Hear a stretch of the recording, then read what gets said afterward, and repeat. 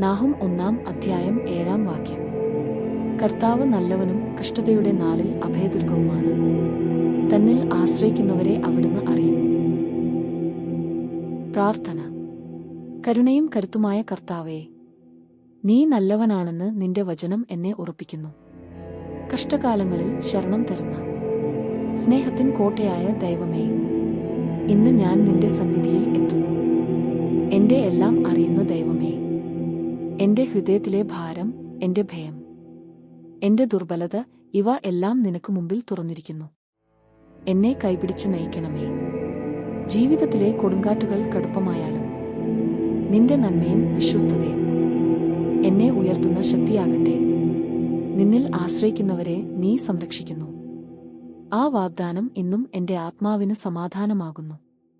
കർത്താവേ, ഇന്നത്തെ മാത്രമല്ല, എന്റെ നാളെയും നിന്റെ കയ്യിൽ ഏൽപ്പിക്കുന്നു. നിന്റെ ദയയും കൃപയും എന്റെ നടപ്പാതയെ പ്രകാശിപ്പിക്കുമാറാകട്ടെ.